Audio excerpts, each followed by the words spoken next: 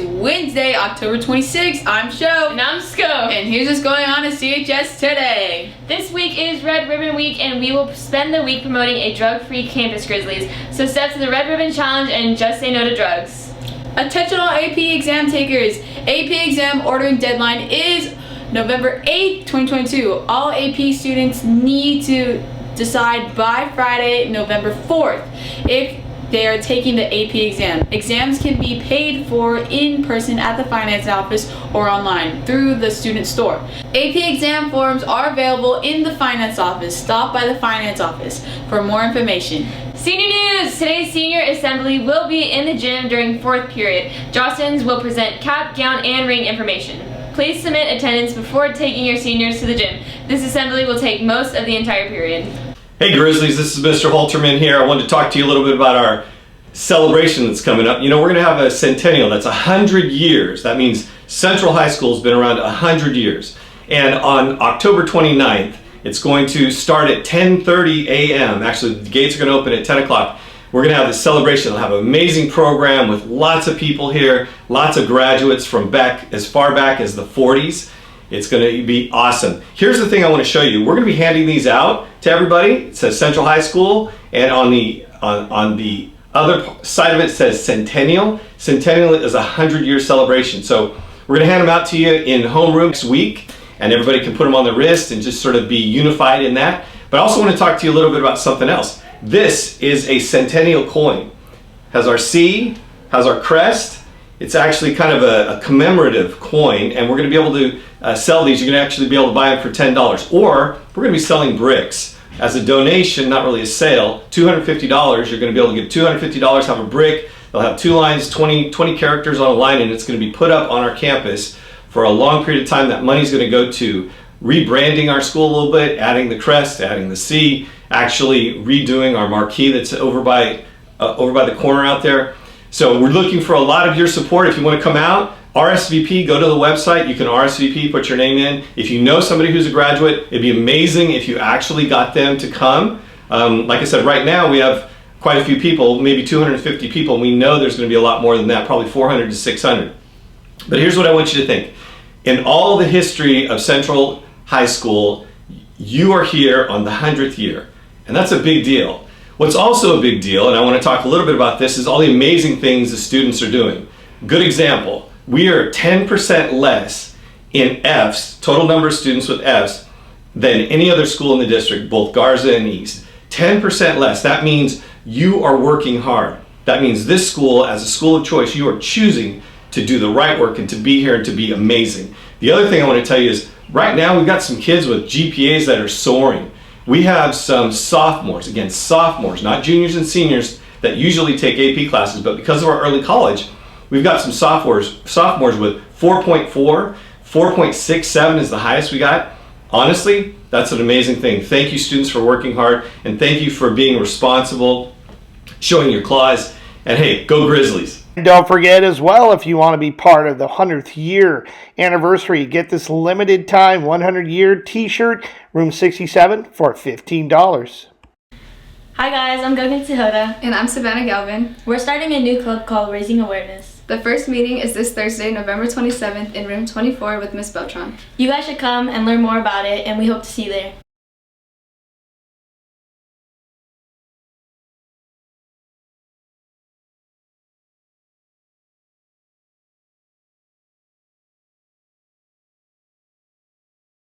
Hey Grizzlies, the House of Horrors on Halloween, October 31st. Come to 91 during lunch to get the scare of your life. $3 a ticket, $5 a couple. See you there if you dare.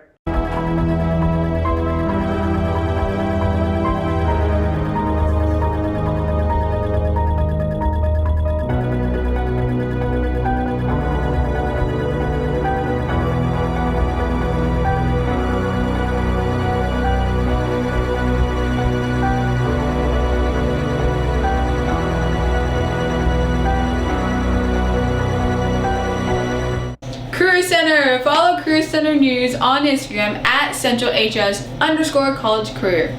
University of San Francisco, a representative from the University of San Francisco will be here today, October 26th, at lunch to present to any student wanting to know more about the University of San Francisco. This is open to all students until seats are full. Get your lunch and get there early.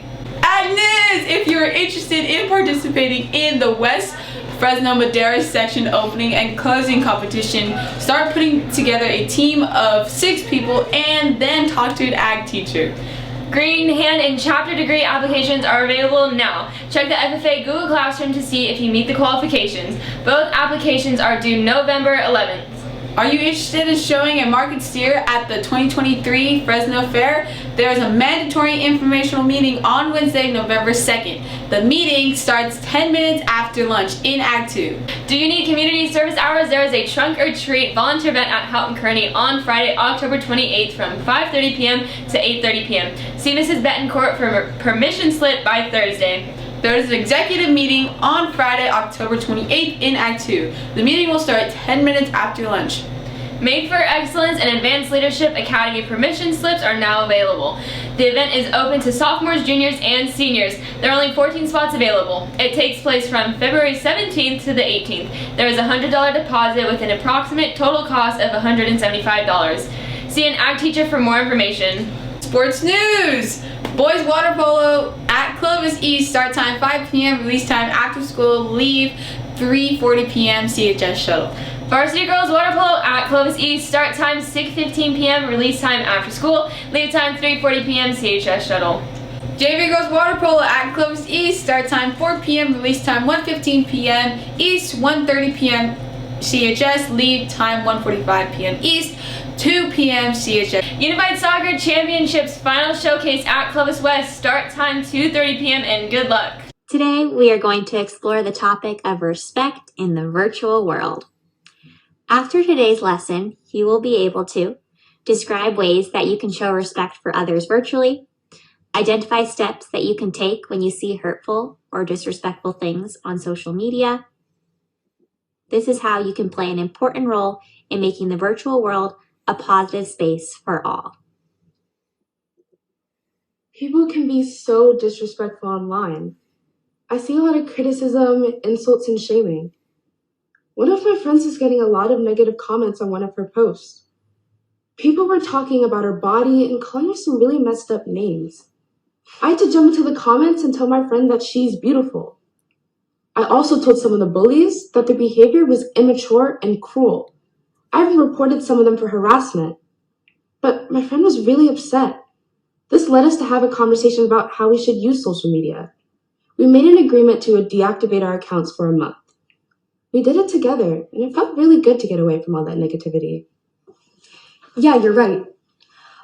The internet can be such a negative place. Once when I was doing research for an essay, I needed help understanding something and posted a question online. Some of the responses were so insulting. People made me feel really stupid for asking a question. But I think asking questions means you're smart. It shows that you know where your knowledge gaps are and that you're working to find the truth.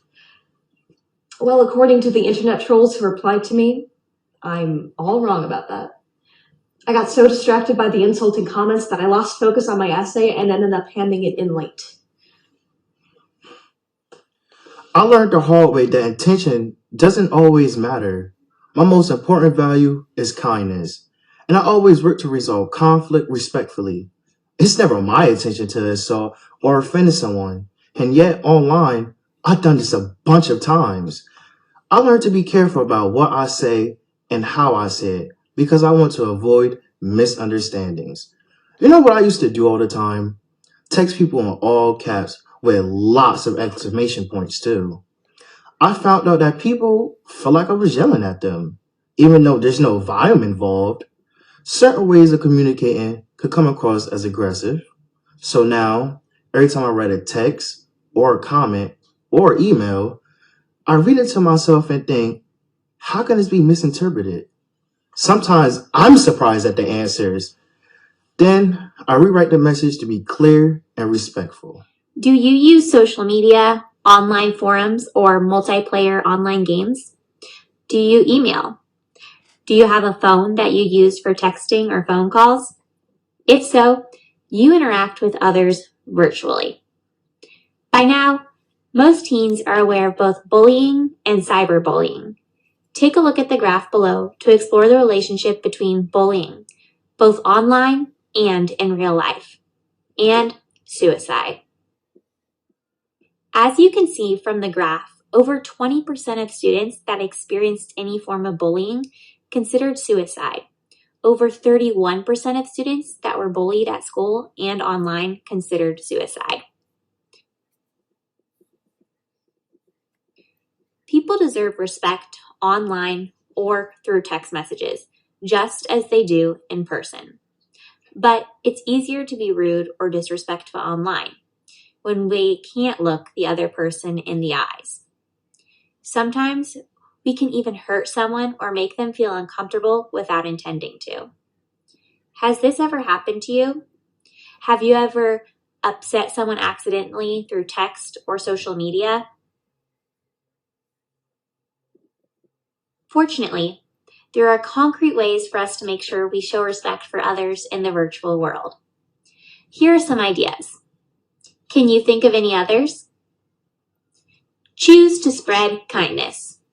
The internet has a lot of cruelty. If you make it your mission to only spread kindness online, it will be easier to show respect to others in the virtual world. Only say things online that you would say in person. It's easier to show empathy when we're in someone else's physical presence. If you can't imagine saying something to someone's face, don't say it online. Be careful with caps and exclamation points.